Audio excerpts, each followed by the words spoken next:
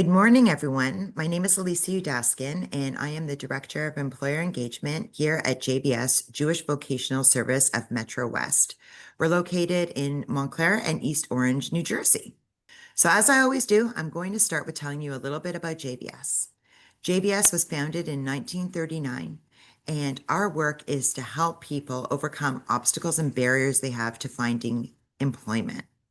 Our job seekers programs, which this webinar is part of this series, are fully funded by the Jewish Federation of Greater Metro West and by Project M, and we thank them so much for their support. So this morning, I am delighted to welcome back our guest speaker, Deb Krawiec. Deb is a national certified counselor. She is the founder of Arrow Career Counseling and is an insightful career consultant and counselor. She has worked with all levels of employees and brings to her consulting sessions not only knowledge of job strategies, but an understanding of the business world. Deb has worked in the field of outplacement for over 20 years, working for two of the top firms, Lee Hecht Harrison, or as many know that as LHH, and Randstad RiseSmart. Deb is skilled at and passionate about helping clients manage through the experience of job loss while guiding the job seeker through the journey to find their next career and/or job opportunity. Without further ado, I'd like to welcome Deb. So over to you. Thank you, Lisa. It's always a pleasure to be here and to present on this exciting topic. I believe we created this presentation last year. It was very helpful to many folks in understanding the importance of networking, but specifically in tuning into the specific aspect of networking called informational interviewing. So I hope that people that have taken their time out of the day today, this morning, to be here find this as valuable as last time we presented. So here we go. Informational interviewing, your path to job search success. So let's start. So today's agenda is to discuss the effective networking techniques overall and how is it that we engage in effective informational interviewing specifically, otherwise known as the exploratory conversation. I have prepared this morning pitches and scripts as a takeaway, and we're going to review that as part of today's presentation. There are handouts, as Elisa had mentioned, that will be circulated by tomorrow morning. And of course, we always leave time for Q&A. So you can put your questions in chat if there's anything pressing. I know that I'll be asked in the moment to address it, but for the most part, we'll probably hold all questions till later on. And so please, for this moment though, respond in chat. What is your expectation of today's webinar? Certainly I have the webinar to present, but I want to make sure that I hit on maybe your specific concerns. So is it to learn what networking is, or is it to improve upon your networking skills? So if you could just take a moment and place that in chat, I'm going to turn over and look at my second screen here and see what I read. It's both. Thanks, Linda. Okay. And I'm getting cold calls, improve, both, improve. Good. Yeah, I'm just reading chat. Okay, Roger, I think we're going to cover that. You said the best way to make that initial outreach. Great. You're going to enjoy the scripts that I'm going to leave for everybody. Okay, learn in person. We're going to have some practice later today. Okay, so I am reading all the chat. Thank you, folks, for giving me this input. So I'm getting a lot of learn what networking is, improve upon networking, asking for specific scripts, which I will be providing. All right, learning what's new out there in networking. Thank you again, everybody, for giving me input on your what drove you here today and what it is that you want to learn. That is terrific. I think that today's presentation will be able to address that. All right. So let's start off with why do we network?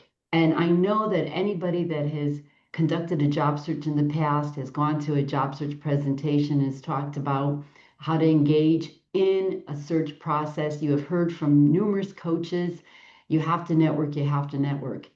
And one thing that I'm going to say that over these decades of engaged in this type of practice of helping people transition, with all the changes that have been made with technology and the infusion of AI, the one thing that has maintained consistent in getting a job And that is the power of people, the power of our connections.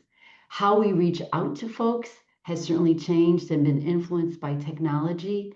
Certainly how we create our resumes now, we have the infusion of AI and we upload them, of course, on a computer versus sending them out in the old-fashioned mail. If anybody on this call has been in their work world for 20 plus years, we know that that's how we conducted searches. But the one thing that has remained the same, as I stated, is the power of people. So we know that 85% of jobs are found through networking. And so what that really means is that when we effectively network, we tap into the hidden job market. That's what this is about. This is about finding out about opportunities before opportunities become visible to others. That is what this is about. That is the essence of the goal of networking. So the difference when we engage in networking versus answering an ad, which need to do it all in job search, is that networking takes a little time, a little finesse, but the result of networking, okay, is quite fruitful for the job seeker because again, when the posting arrives, you become if you're effectively networking, you are a known entity to the organization, and that's what we're really striving for. So that's why we as coaches teach that 85% of jobs are found through networking because organizations are always organizing behind the scenes. They're either restructuring, reorganizing, creating new functions within the organization. So we know that the leaders are always thinking ahead, and that's what we want to tap into. So some of the challenges with networking is that either folks choose to network or they believe that they are networking effectively and they're not, okay? And when I said choose, in other words, they're listening to their coaches and they say, okay, I'll take on this networking task. But the question is, are they really networking effectively? Because if you're not scheduling exploratory conversations and informational interviews, again, the word is used interchangeably, you may not, this course today or this presentation today hopefully will enlighten you on how to make those connections. So, or sometimes a job seeker says, I'm going to be able to manage this job search by simply answering the ads, and I'm going to try to put networking on the back burner. So ask yourself, which way are you conducting your job search? Are you engaged in networking? It looks like many are from the chat, or are you delaying the process? And if you are networking, ask yourself, are you getting contacts as a result of your networking? Those are the questions I want the audience to ask as we continue today's presentation. So some of the common job search activities that we know that folks engage in on a daily basis is talking to recruiters, answering job postings, seeking referrals to jobs. LinkedIn is always saying, do you have a referral? Is somebody referred you in? Of course, that is a way that we use that word referral. We reach out to professional colleagues for job openings. We send our resume to friends, to colleagues. Keep me in mind if there's a job posting and they so graciously respond and say, yes, I will. And that, again, is a common job search activity. Again, forwarding the resumes, utilizing social media and job boards. All these activities are important. Certainly, they are all important and necessary for the job seeker, attending job fairs. Yet the important activity yet does not fully engage the job, as stated here, important activities yet does not fully engage the job seeker in networking. And that's what we're going to review right now. So some of the common networking activities are to engage in the job search work teams. And there are teams out in the community, people coming together, exchanging ideas, contacts. So those teams, the purpose is to, again, to get referrals and to support each other, of course. So another common networking activity is turning these acquaintances, and that's what we're going to focus a lot of today's presentation on, turning acquaintances, these referrals. And again, we use the word referral and networking differently than the word referral for LinkedIn, right? Because there's no job when I'm getting referred through a networking contact. So we use these contacts, these referrals, and we schedule meetings for the sake of getting information, ideas, suggestions, advice. These meetings can be 10 minutes, no more than 20. They can be virtual, they can be in person. Sometimes folks feel more comfortable just doing an email exchange. There's a variety of ways to gain information in this day and age. Again, this is how technology has changed things in the past, right? We would have to meet somebody or maybe have a phone call, but maybe now we can have a Zoom call with the contact. So again, technology has altered some of the ways we job search, but again, the main thing that has not changed is the power of people and our connection to them.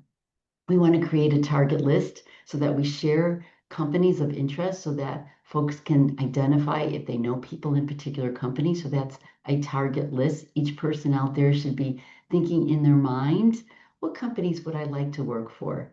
What would be interesting to get to know what the culture of that company is? And if you don't have a target list today, maybe you want to start jotting company names down and creating that list just again to present to folks in your network that we're going to talk about to see if you can get contacts. Certainly, a networking activity is helping others. You know, job search is such a me-focused activity, right? I need a job. I need to find someone to talk to, right? And it can be very draining and overwhelming, of course. So maybe that day in job search, when you wake up in the morning, let's see how we can help somebody else. Maybe there's somebody on LinkedIn that's asked for a contact. Take a moment, reach out, make a new acquaintance, make a new friend, reach out and help. It will give you fuel for your own job search. And of course, at the end of every conversation, when you truly engage in an informational interview, it is about asking for the referral. So again, we know that job seekers who network land faster. But the question then for every job seeker also is where are you allocating your time in a work week of job search? And so ideally, we should spend, ideally, they say 60% of your time should be in networking.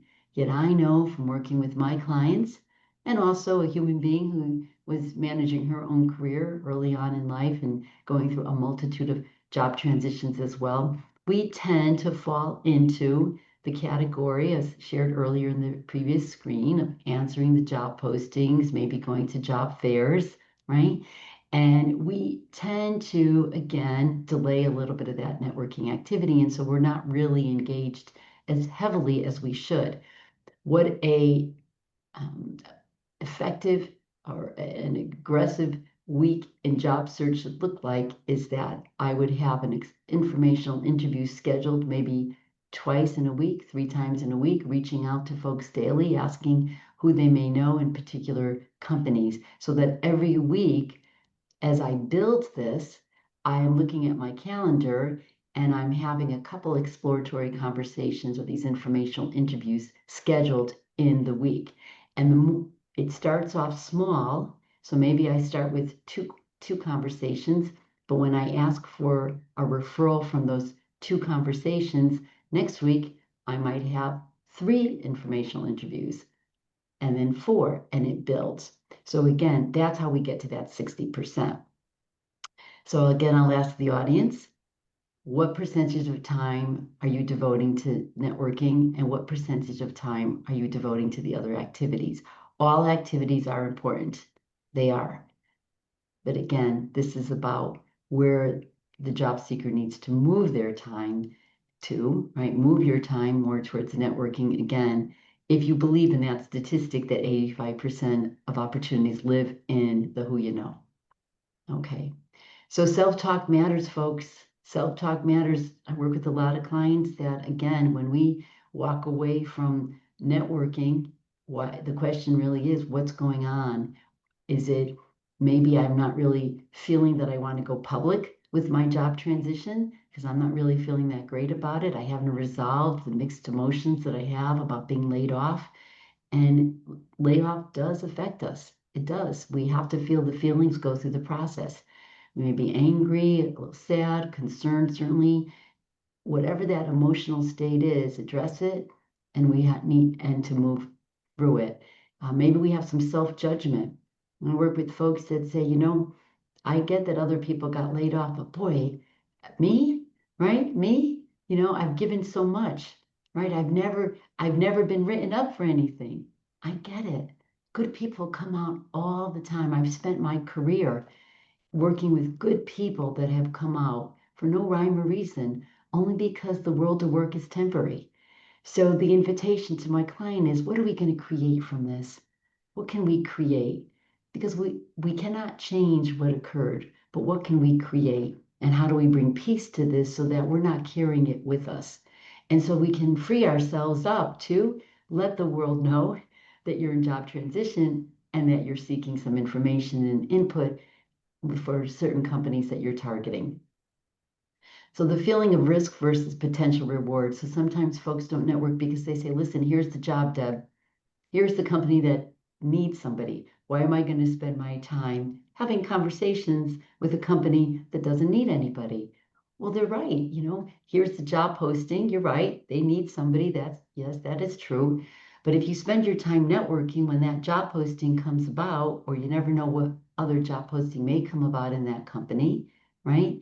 Two things will happen. Number one, you'll be a known entity, right?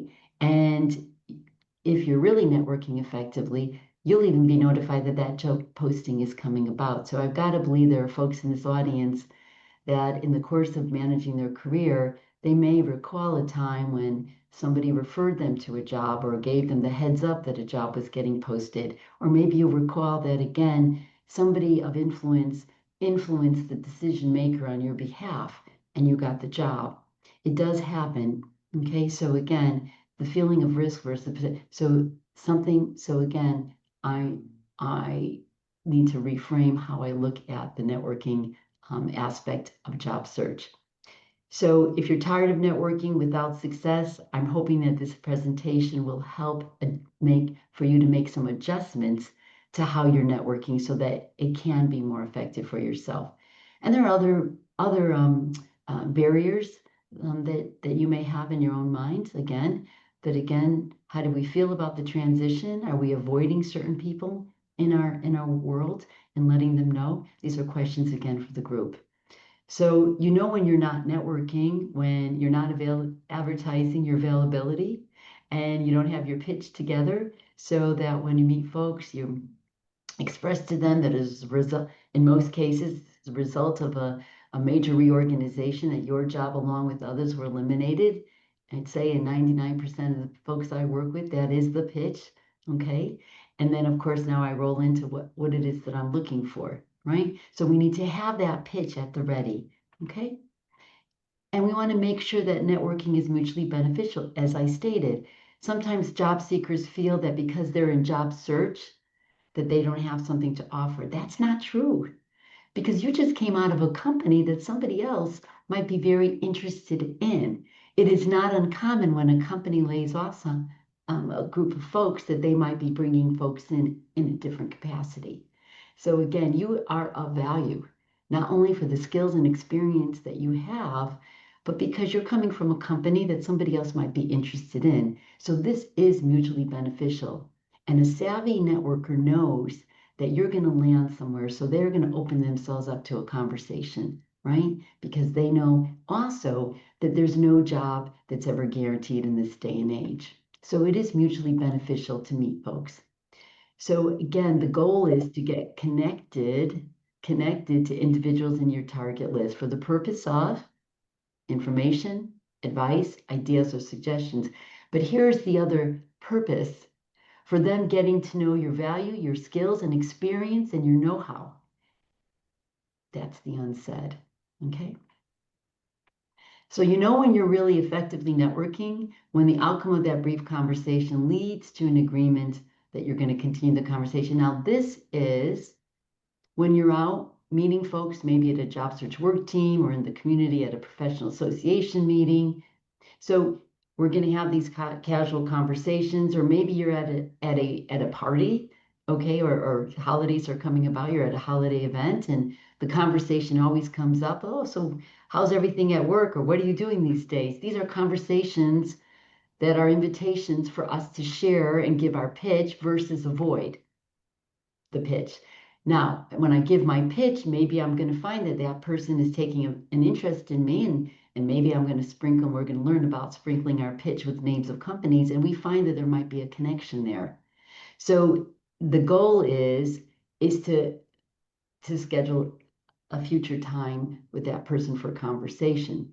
So when we're truly networking, we will know because we are meeting people, and we are meeting people that we can have extended conversations with that bring value to our job search.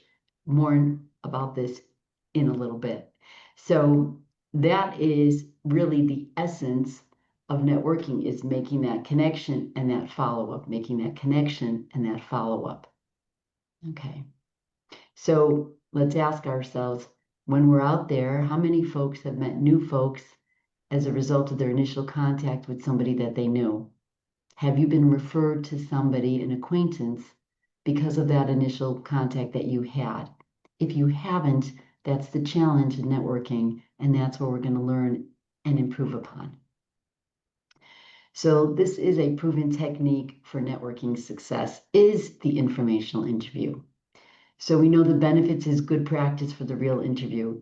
So again, if I have a chance to sit down with somebody as a result of meeting with them, and I'm going to give them my pitch because again, I met them, there's some connection, I'm scheduling some time with them, and now I'm going to give them my pitch. Notice that the acronym is informational interview, or as we also call it, exploratory conversation. But I'm certainly going to be professional and present myself well, because again, somebody is listening and evaluating, and I get a chance to showcase my skills and ability. So you get a chance to learn about your strengths and weaknesses, because even though it is an interview, it's a safe interview, because if you're learning about a new industry, or if you're transitioning into a new occupation, or you're exploring that, somebody will be sitting across from you and giving you some ideas and thoughts about your existing capabilities and how you can improve upon them. So again, that's very helpful to any job seeker, is that you're getting this insight story on how you can move your job search forward. You gain visibility. Like I said, you gain visibility. If you are inside an organization networking, people are getting to know you. And I recognize that in networking, we all want to get to that hiring manager. I understand that. But often what is overlooked are those people within the organization that can influence the hiring manager. So there's a lot of folks that are maybe not in leadership roles, but they can influence others and they can get you to the hiring manager. So sometimes when I teach networking, people want to go from, I put the name of the company out and I want to know if you know a hiring manager. A lot of folks don't know hiring managers, but they know people in companies that you could work your way up to that hiring manager. These are the steps that we need to take, and it takes patience and time. So again, the benefit is that you meet these insiders and you learn about the company's needs. Expands your network because you are asking folks that you know who they know. This is the art of networking and the expansion of your network. So a networking referral, I like to bring this out to people's attention here, this little definition here. All right. And this is my definition here, okay, is to a stranger who will ultimately become an acquaintance with whom you can continue the exploration process with. It is not a referral to an open job acquisition. So again, and I thought it was so important to add this because, again, in LinkedIn, we talk about referrals, but that's if you're a referral to an existing job posting. And in networking, a referral is really, again, is stated to a person within an organization, no known job posted. It's a conversation. So ultimately, the benefit is it increases your chances for hire. So where are these networking opportunities? They exist all around. Okay, and again, I started today's presentation saying, they're in job search work teams. These are normal activities of the job seeker, right? Joining job search work teams. They're when you attend community events, they're in professional association meetings, family and friends gatherings. So listen again how you can help and how they can help you. So what groups do you belong to, and are you engaged in any job search work teams, have you engaged in joining any professional association meetings? Now, I recognize that joining professional associations may have some expense involved, but many also offer a discounted price to job seekers, at least for their initial meeting. And so I always encourage my clients to seek these out as avenues of not only for networking, but also as an opportunity to stay current on trends. And also, if you want to volunteer your time, it's a great way to get to know people because, again, these volunteers are in companies of what interest to you. So when do we? It's in casual conversations. I find that again, as job seekers, and again, as a human being, have once had to learn the art of networking. I would network with anybody but any friends and close friends because sometimes we don't want to bring those topics up, or maybe we think, "Oh, who would these people know that might be connected to my line of work, right?" So we avoid sharing pertinent information related to our job search, specifically sharing the target list of companies. So again, who are you not sharing your information with? Also, sometimes again, when we're out in these social events, we don't really want to think about job search. I understand. And there is a time and a place to just sort of walk away and clear the mind. Of course there is. But if you are up for the task, share the information. You will be surprised that the people that you least expect are the ones that make the best connections for you. So these are, again, people can be with anyone you know, and these are the folks, again, as I state on this slide, are often overlooked and avoided. So it can be an acquaintance, a neighbor, a postman. I will spare the numerous stories over the years of clients telling me how they shared information with the postman and they got an introduction. Or I had one client who shared it with the clerk at Stop and Shop because he was doing all the shopping for the family now, and the clerk said, "Boy, you're here all the time. I used to see your wife." And then he shared his pitch and the connection was made. These stories are real. Not to say, so again, they're real, and it just shows the power of connection to people and how often we assume that somebody may not be able to help us, when indeed, one thing that we all can relate to as human beings is the need for employment. And so often there's just a natural want to help that's extended to the other person when your story is shared. So create this web of influencers is what I say. And again, I know we're all looking to get to that hiring manager. I get it. But let us not overlook the people that can influence that journey. So who have you intentionally or unintentionally eliminated from your network? Today's the day to jot down a couple names. And when you go back after today's webinar, think about, maybe I can share with that person, okay? My pitch, which we're going to be talking about soon. So first comes the pitch. Here we go, just in case you're wondering what that pitch is. So first and foremost, we want to make sure that this pitch, okay, otherwise called the elevator pitch, the 3-minute commercial, right? There's all kinds of variations, but it all means the same thing. It is an opportunity for you to, in 3 minutes or less, provide information to the listener on your skills, ability, and interest. And I also invite folks to add names of companies of interest. So first comes the pitch. So without that, again, you can't guide the listener, right? So we want to make sure that you prepare a statement that announces, and we're going to go through some scripts momentarily to help you do that if some folks out there have never seen these scripts before. And if you have, then you can use this as an opportunity to refine those scripts, because the script also should not only identify to the listener who you are as a professional, it also should identify your professional background, education, expertise, all that's relevant to your next position. So I always like to encourage clients to add some company names to help guide the listener. Often is the case that we'll talk broadly and talk about industries. I'm interested in working in academia. I'm interested in working in insurance. So we offer this information in a broad sense.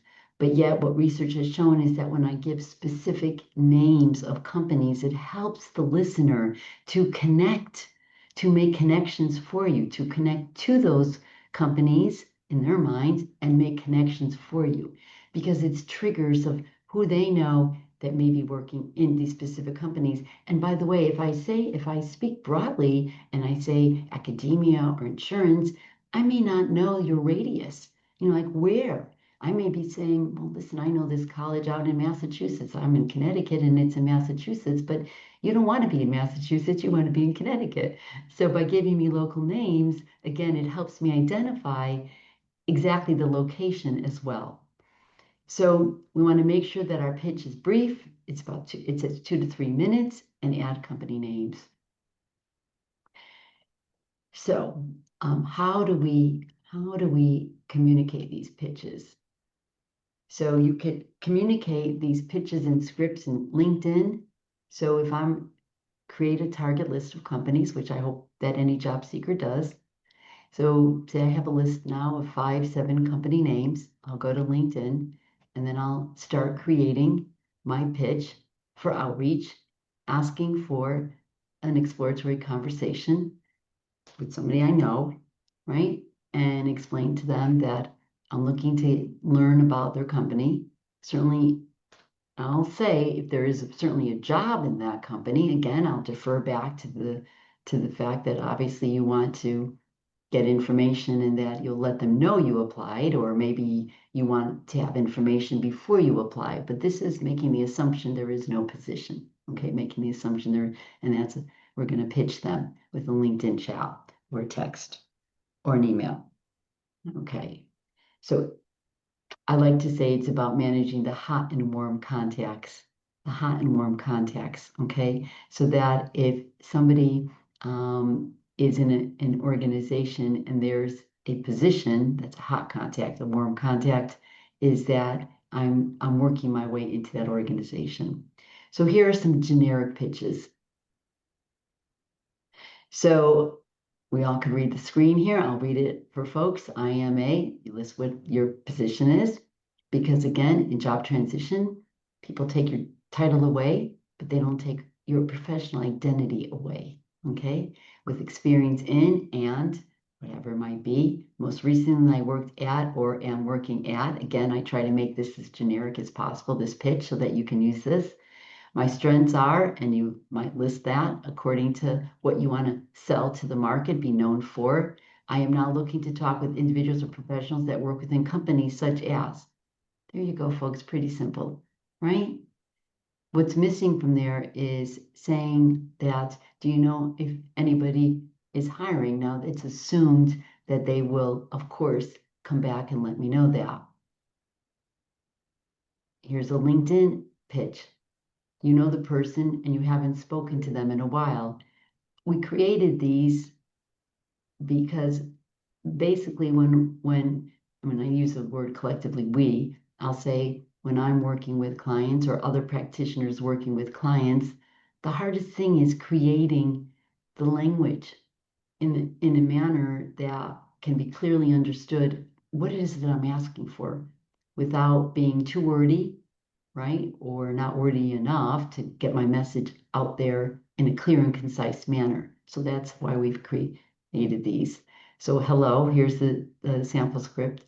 It's been some time since we have exchanged messages, and I hope all is going well for you. Again, at wherever the company is. The reason for reaching out was to let you know that as a result of major reorg, I am now exploring how my skills and experience may align with a number of organizations, and find that whatever company they're in is on my target list of companies. So again, this is something for LinkedIn.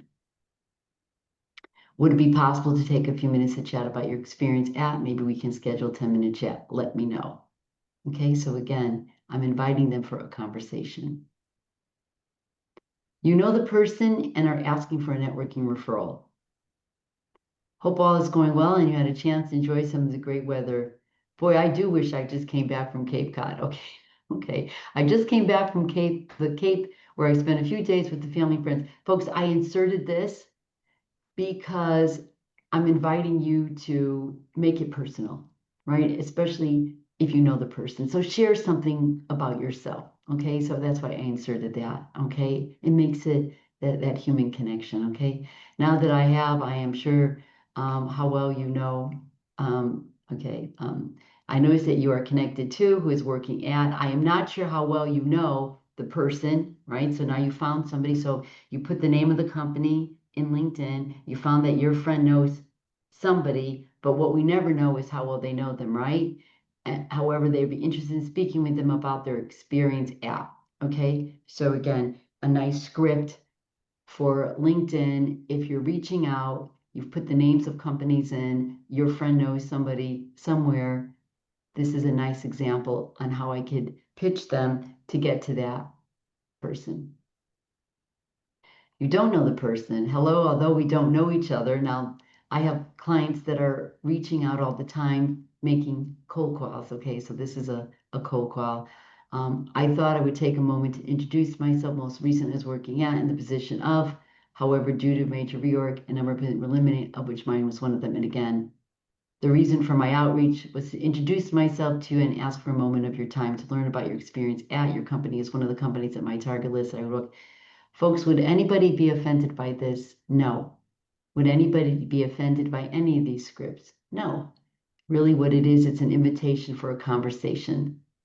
And sometimes we'll get, especially when we're making a cold call outreach in this manner, sometimes the recruiter will reach out, sometimes they won't. We have a higher percentage of somebody responding when you know somebody.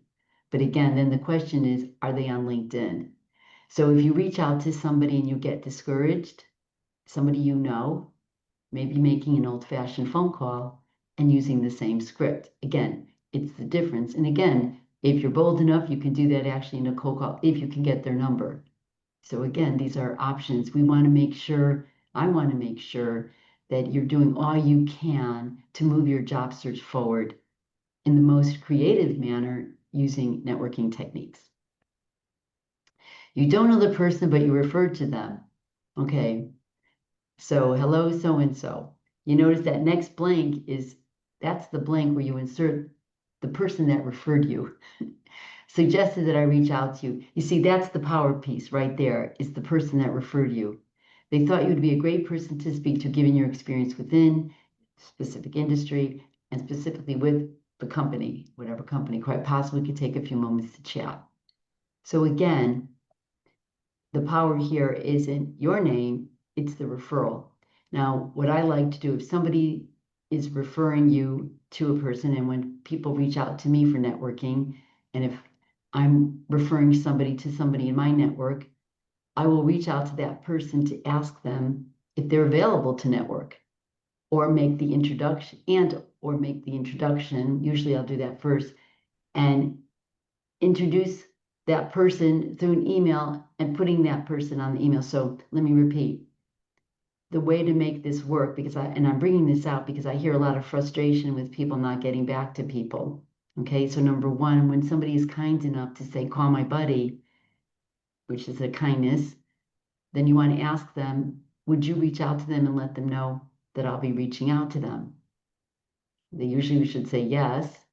Okay, and what a great thing to do is, once you've confirmed that the buddy is accepting referrals or will be able to speak to somebody, is to have them introduce you through either LinkedIn. You could put two names on LinkedIn or an email. So I'm reaching out to the person. Say you're networking with me, and there's somebody in my network that I know, and now I've reached out to them. I've confirmed they're taking referrals. They'll talk to somebody. Now I'll reach out to them. I'll put you on CC of that, and I'll say, here is George, who is interested in learning about your organization. Thank you so and so for offering to talk to George. George, feel free to reach out to whomever I'm referring to. I'm teaching this because I know there's a lot of frustration out there with people we'll use that word, ghosting each other, right? Or people saying, Deb, it doesn't work. I understand that there's, again, referrals being made. You always have to find out how strong that connection is to the person I'm referring you to. So I'm going to just use a quick example here just to really emphasize a point. So I'd received a phone call, this was a while ago, from a woman who wanted to network with me. She dropped the person's name. I meet a lot of people, we all do. I could not make the connection to the person. Of course, I tried to do the best I could to give her some information and some advice on the topic. Later on, I found out it was a woman that I had met out in the community that took my card, thought of that I'd be a good person to network with, so referred this person. Now, I helped the person, but what I'm trying to teach her is it would have been much better if that person that referred her called me, because then I knew my point of reference. You see, point of reference. So please try to have anybody that refers you make the call to the referring entity. Okay, I think I've said enough on that topic. Okay. Okay, text messages. All right. All right. And emails. All right, so here we go. Scripts used for LinkedIn can be utilized as text messages. So again, write in a professional tone versus casual tone.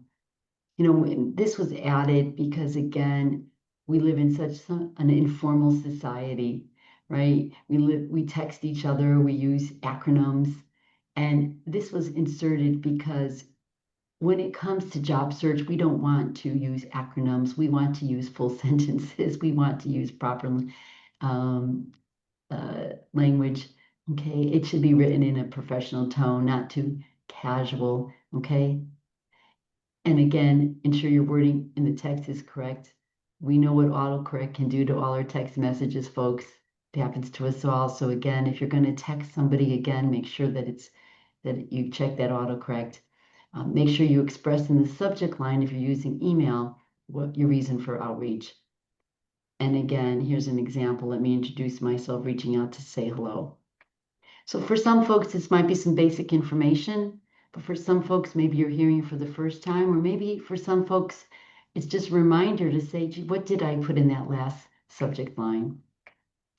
So you don't get so here's some handling of some rejection. We can take care of this on some Q&A. You don't get a response from a referral. You don't get a response from a friend or former boss. Okay, so how many times do I reach out and how do I approach this? Well, if you don't get a response from a referral, I'll answer this quickly, but we can take more questions in Q&A. If you don't get a response from a referral, I usually go back, or I would encourage my client to go back to that referring, the person that referred you. And just as a courtesy, just let them know. If I referred somebody and they didn't, and it did happen too, they went back and they said, Deb, they did not get back to me. I want to know, because again, I would like to touch base with the person I referred to and just say, hi, what's happening, that type of thing. Or maybe that person was on vacation, right?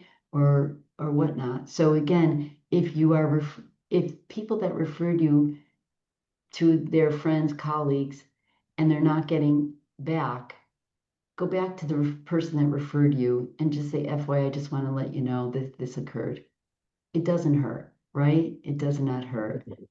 You don't get a response from a friend or from, that's a tough one, because then we start creating in our mind all these things that are happening and all the reasons that they're not, when may not be true. So we all get busy in life. We all get busy. We miss emails. We don't go on LinkedIn all the time, right? We need to do something, we forget. So again, in job search, there's nothing more important than your job search. And so, but yet we know when we're in our job search campaign, right? We got to remember that people are managing a lot of different things. So let's be careful about the negative self-talk when people don't respond back. Okay. And then how many times to reach out? My rule of thumb is 3 times. You reach out on LinkedIn, maybe I'll call them, maybe I'll reach out again through LinkedIn. Maybe you overlooked this, and then I'll let it go. So I have a 3-time outreach rule. Okay. And again, I already talked about how to approach this, but other folks might have some more questions on this. All right. So what is the goal of networking? To exchange information and discover how this person may be able to help you and how you may be able to help the other person. It's an experience. It's a shared experience, right? It's I help you or you can help me, right? That type of thing. And that is the great equalizer, because somebody that is employed, we know in this day and age, there's no employment ever guaranteed to anybody. And so again, savvy networkers realize that if a job seeker is reaching out to them, they're going to land somewhere and someday they may be valuable to them. All right, so we're going on the last handout, and then we have our breakout session here. So this again is one of the handouts that you'll be receiving, and again, it's just a nice snapshot on the protocol of the informational interview. Okay, I also have on my website a couple blogs on networking that you may want to review as well, but it also reinforces a lot of what you're reading right here. So we have the prep, the meeting, and the wrap up. All right, so that would be the essence of what I was trying to share with everybody today. How many folks out there have a job search project plan?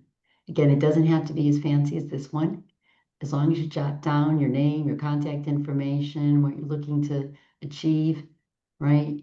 You don't have to break out the whole market of ideal culture, size of company, but at least please have a target list. Why am I teaching this? This is what you want to share with your network. You want to have this as a leave behind. Well, actually, you want to have this as a part of the presentation, the conversation, and a leave behind. We should always be sending to all the folks that we meet after our meeting a thank you note, and at that time, our resume, and let's ask for before arriving on an informational interview. So networking ends if you fail to ask for referrals. These are, I hope, the 3 takeaways of today's call. All right. Therefore, always conclude your informational interview by asking, do you know that, how did I write this here? Okay, hold on here. All right. Who do you know that you may be able to refer me to? I wanted to get that language right. So who do you know that you may be able to refer me to? And of course, that's when you present your target list. Okay, that's when you present your target list. So David, do you want to ask Deb your question? If most of I am networking several conversations a week, but if they're mostly one-off conversations, does that mean I'm not doing it right? Or if I ask for referral, I don't get referrals because they'll say they'll think about it and never get back to me? Well, I'm hearing Would I you. make a change? Well, first of all, the fact that you're having conversations is a terrific thing. So anybody that's engaged in having any conversations is already on the right track, David. The other part of your question was that you weren't getting referrals or that they said they think about it. Then the question I have for you is at the end of that conversation, I'm assuming you're saying I'd like to, this has been helpful. I'd like to continue my journey and learn more about your company. And here's a list of other companies that I'm interested in, and you present that target list of 10, 12, 15 names of companies. That's the question. Are we making that? Are we introducing it in that manner? And then when we introduce that, sometimes folks will say, let me think about it, I'll get back to you. And okay. And so I'd give that a few days, right? And then maybe the following week to say, hi, George, thanks. It was great meeting with you. I know you were going to think if you knew of anybody for me to speak to, just kind of come back to you to ask that question. So then the question is, what do you do in your conversation? What do you do at the end of conversations? David? What do I do? Yeah. Well, I have a conversation. I normally ask, is there anyone else you would recommend I talk to? And sometimes they'll say yes, and I get a referral, and sometimes or oftentimes they'll say, I'm not really sure. Let me think about it. I'll get back to you. And then I think it gets lost in the shuffle. That's okay. Do you have a list of companies too? Do you help guide them in how they can help you? Because that's really helping them to help you. I do have a list of companies that I got from AI, but I haven't really brought it up in conversations. So let's try that, David. And again, let's not, AI might have given you a list of 50 companies. We don't want to overwhelm people, right? We want to give them a realistic list, right? 15? Well, Or 50, less.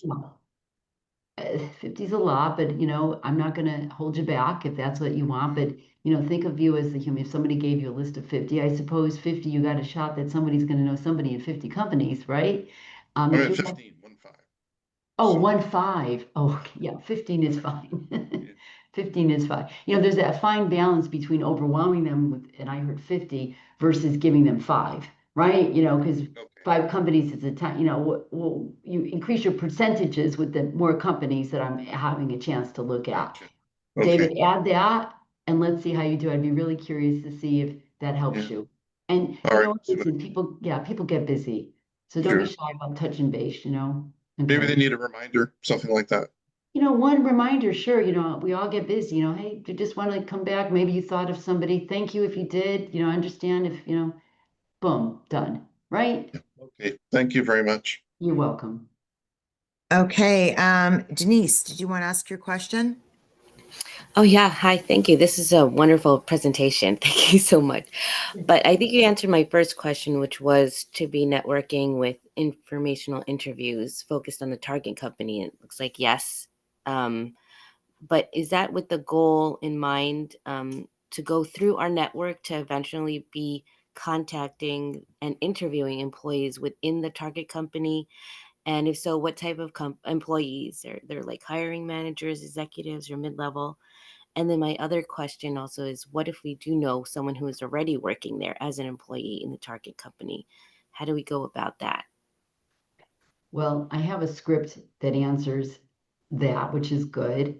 So if you know somebody in a target company, that's really terrific, right? Because you're going to reach out and just say, I noticed that you're in a company of interest of mine and would really enjoy having a conversation about how things are going in the company, where you see things going, and then of course you let them know that you're exploring your career options, right? So again, that's easily handled, right?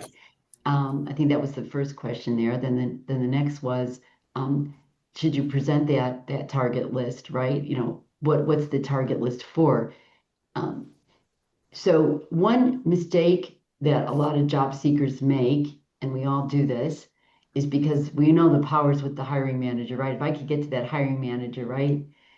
But as I shared in my presentation, and I think one of your questions, if I recall right, is who should I be asking for, right?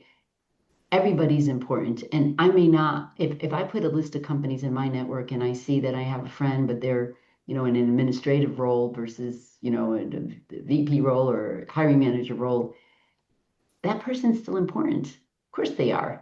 We don't know who they have lunch with. We don't know who they know in their network. We don't know who their best friend is in the company, right?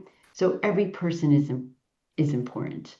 So we should not overlook or that person. Of course, ultimately we're going to ask them who else they could recommend in the organization. Now, if they're not aligned with my field of expertise, then they obviously should be working hard to think, geez, who's in that department that does the kind of work you do that I could connect you with, right? And then at least now I'm in the department, okay? And then maybe now I could get to the department's boss, and then I could get from the boss maybe to the hiring manager. Do you see how that works? I hope I answered the question. There was a lot packed in there.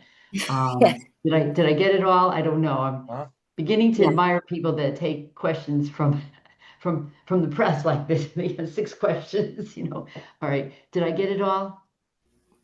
I'm not Yes, I think sure. you did. If Thank I you. didn't, let me know.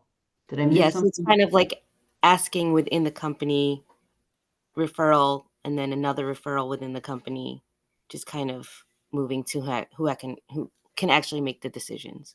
Yeah, because what we're doing when we're meeting people is people are getting to know us. You see, it's a chance. Think about it. Remember, I said it's informational interview. So I'm showing up, I'm telling you about myself, I'm telling you about my skills, my experience, my interests, they're sharing with me. Again, there's no pressure here because they're not hiring me. We're getting to know each other. The chemistry, right? And when you leave that conversation, of course, obviously your friend knows you and now they understand and now they're referring you to somebody else. What are they going to say? They're going to say, listen, here's my colleague or here's my friend.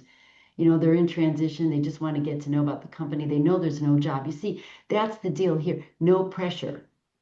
No pressure. They just want to get some input. But by merely having that 10-minute conversation, now you have somebody else now getting to know you in a company. Now you have 2 people. And when a job posting does become available, or when they're hearing about opportunities, or they may know of other opportunities, or they have contacts for exploratory conversations in other companies, right? You're top of mind. Excellent. All right. Oh, no, thank you. Ariane McHugh, did you want to ask your question? Yes, thank you. What are some examples of questions that are overused during an informational interview, and how can we reframe them? What could be, well, that's sort of a tough question, and I'll say why, because what's overused, I mean, I look at an informational interview as that there's a protocol to it. So I'm gonna answer the question, and then I'll ask a question, okay? So my job on an informational interview is to give my pitch. I keep saying that, right? Give my pitch. And there's a series of questions, and honestly, you can use Google for this, okay? There's a series of questions that I should be coming to the table with that are specific to what am I looking to get out of this conversation? So if I am exploring a new career path, my questions probably are going to be more related to, well, how did you choose your path? What do you find in this occupation to be the challenges? What do you recommend somebody like myself transitioning from this role, occupation to that role? Maybe where schooling or training or certification? Where do you see the job market going? Where do you see the trends? Okay. If I'm in transition and I'm looking for the similar role, then I'm going to be talking about my skills and experience, and I'm going to ask them, well, in my company, we conducted, IT integrations in this manner, and we use this technology. What are your technologies do you see that are most utilized in your company, and where do you see the company going? So I'm tailoring my questions to my need. That's Okay. how I'm going to answer the question, but there must be a reason you asked the question about overused questions. There must be a reason. And I'm new on the informational interviews. Okay, I'm focusing on networking, and good, now I need to incorporate that into my job search. So I was beautiful. just trying to think of, I want to sound genuine and I want to use your suggestion of Googling some questions to ask and incorporate that into the informational interviews. Yeah. Yeah. Yeah.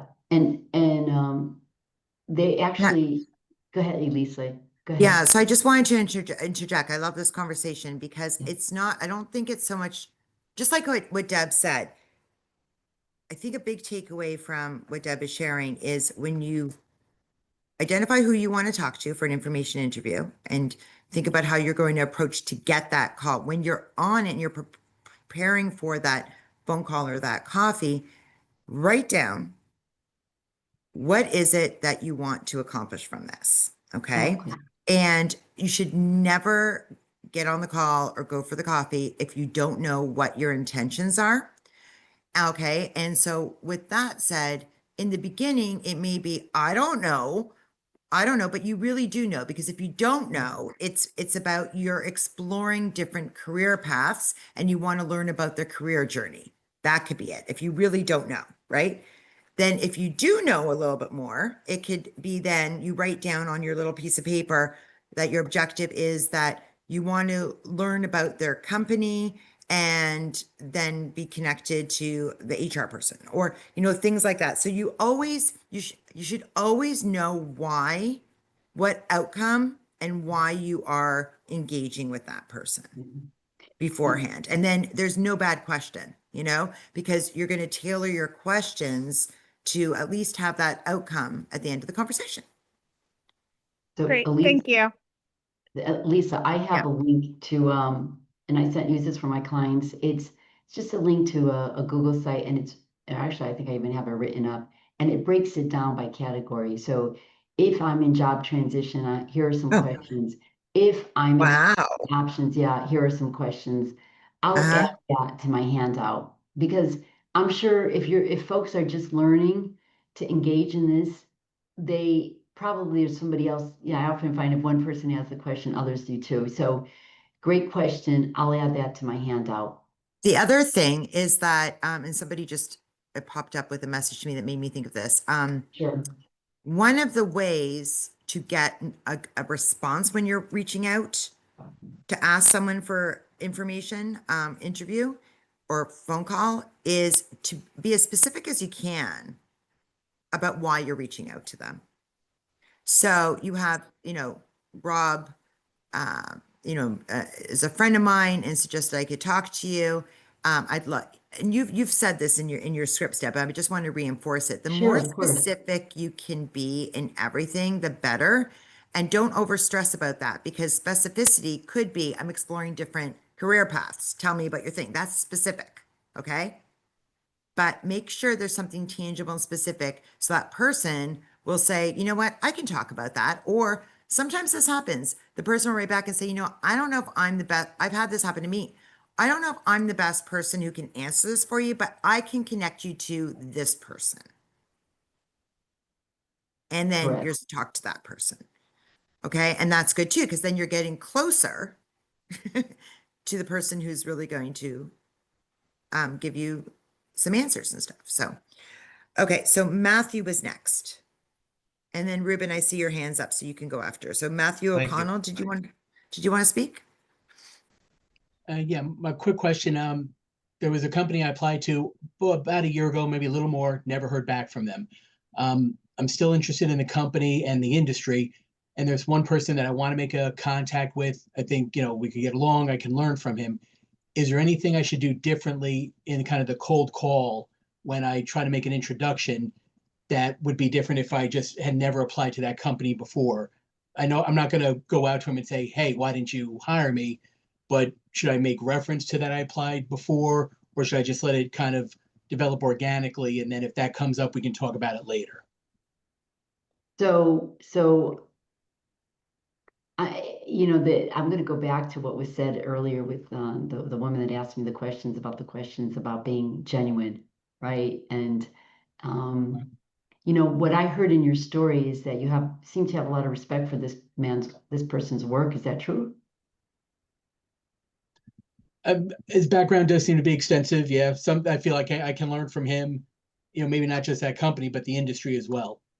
I see no reason of saying, putting that and adding that in it's authentic, right? It's real. I mean, I don't think anybody would be offended by saying, your background is really impressive. And I had applied. I recognize I had not been selected. However, having a conversation with you or engaging in some of, I would still welcome that opportunity. I mean, I don't see any negative in presenting a compliment in that fashion. Of course, it's always their choice to respond, right? But it's coming from an authentic place, right? Is that true? Yeah. And I would do the Agreed. same thing. I would tell them, because they'll find out and they'll know. And then it becomes awkward when they talk to you and then maybe they reach out and then they find out. But it's just about, I'd really love your advice and some suggestions on whether it's I need to strengthen my resume, or, if there are any other rules are out, because, it's a competitive world and somebody else had it doesn't mean you're not a good candidate, So ask for their suggestions, and you'd love them for their advice. People tend to respond well when you ask for their advice. Yeah. And the genuineness, Yes. listen, this is a lot, we're providing a lot of scripts because people need guidance on how to properly formulate their outreach. But the reality is that we want to bring ourselves to this as well. And remember, one of my scripts was about, I recently came back from the Cape. I mean, obviously you're not going to take that script and put that, right? That was sort of a trigger just to say, listen, make it human, right? As I said, put something that was for somebody that right? It's kind of like a connection, right? Making it human. So again, yeah, it's authentic. Lisa said backed me up on what I said, I back her up. So you go with it and let us know how you do, Matt. Okay. Okay, so role play, it's about practice. So we've talked a lot about the power of the pitch. We talked about, in my world, the power of the target list. That's what I'm trying to teach here. So this is really about putting it in practice, and let's see what can happen as a result of it. Okay. So here's the handout one is the sample pitch, the generic pitch. Okay. So the invitation is to get a volunteer here, so that they can give their generic pitch. And let's see what kind of magic can happen with this call. All right, with folks. All right. So I don't think I have anything written up to my generic. No, I don't. Okay. So any volunteers? Any Anybody, now again, this has to be within 2 minutes, this pitch. Any volunteers? Any volunteers? I'm looking around. No volunteers? Nobody wants to see if they can get some contacts today? No, huh? Okay, Let's just give it one more second. okay. I think Just give it Elliot's one more. volunteering. Elliot, are you Oh. volunteering? Who's volunteering? I can try. Somebody said I could try. Who's that? I'm looking here. It's Yeah. Ann. Okay, Anne, what I Yes. want you to do is just fill in the blanks. Okay, so you're gonna just fill in. So you are how do you define your professional role? Right now, I'm just working as an RCA, which means residential care assistant, which is Okay. basically just working with people with great disabilities. Okay, so I'm gonna. However, that's not my career though. Okay, so hold on. Is that what you're looking for opportunities though? You said it's not your career, but is that what you want?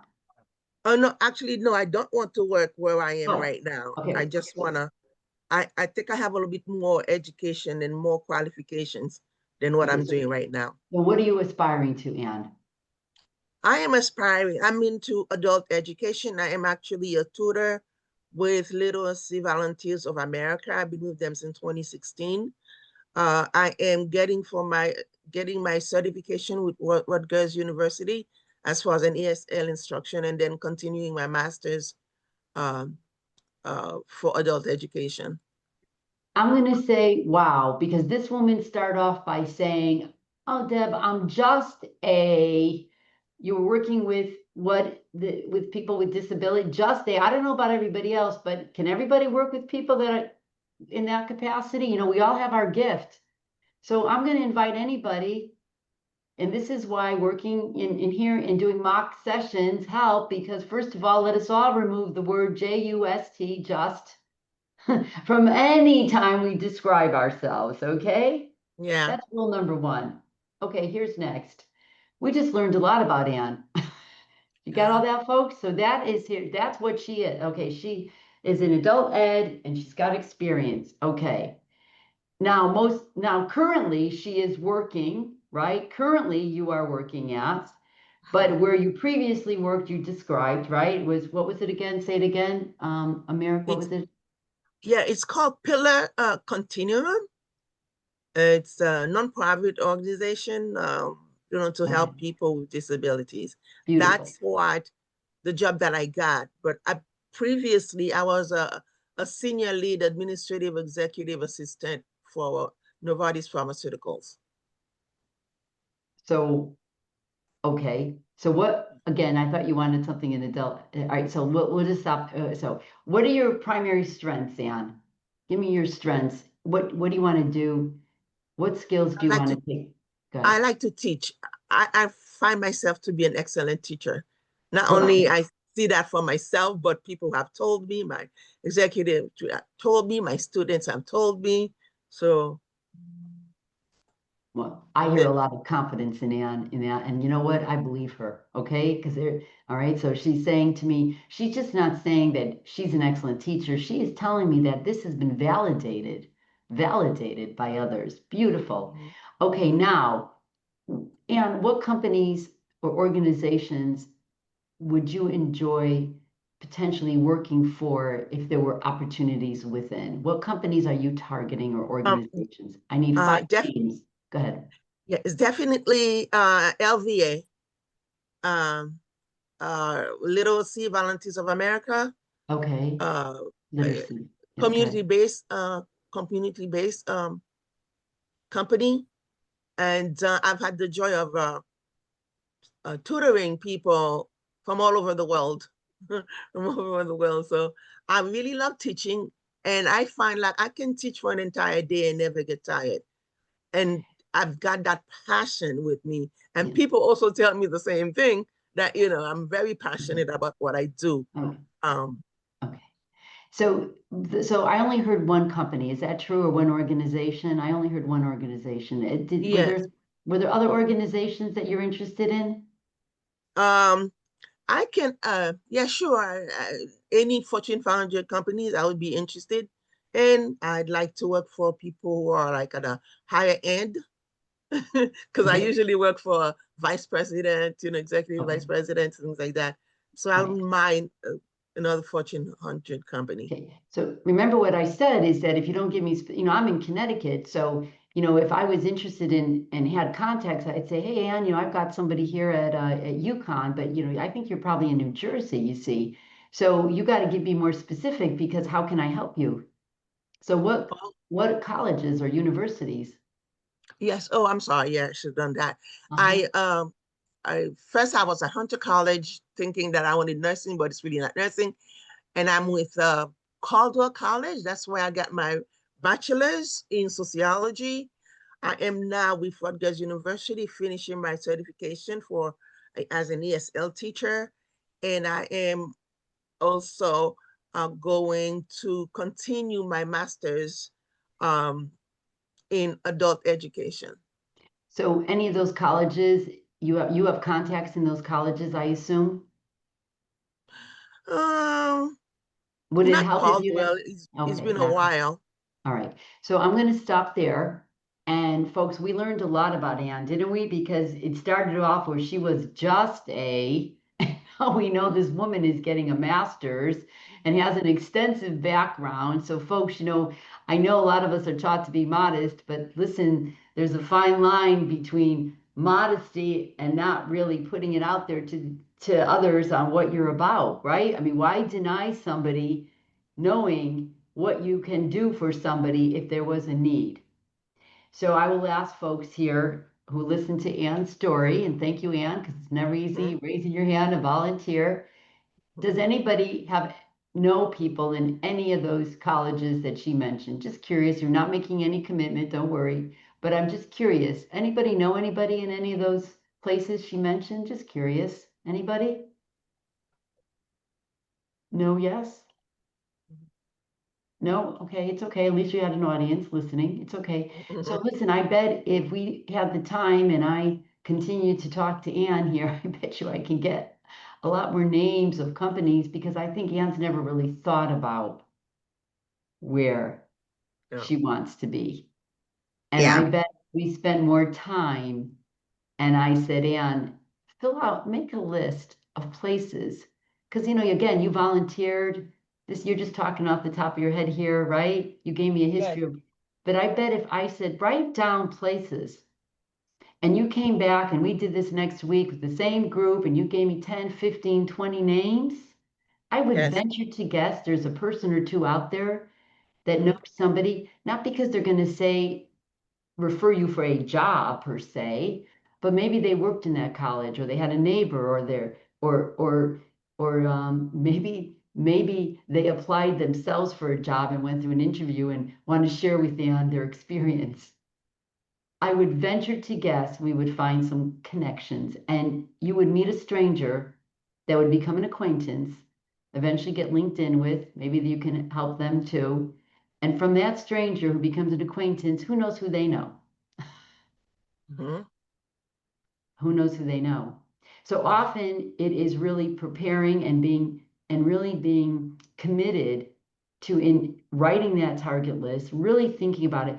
I'll say something about this target list that I get pushback from clients all the time. Deb, I don't want to limit myself. So all you have to do on that target list is just write in parentheses, partial list. Partial list. That's a great idea. Yeah, that's it. That's a Partial great list. idea.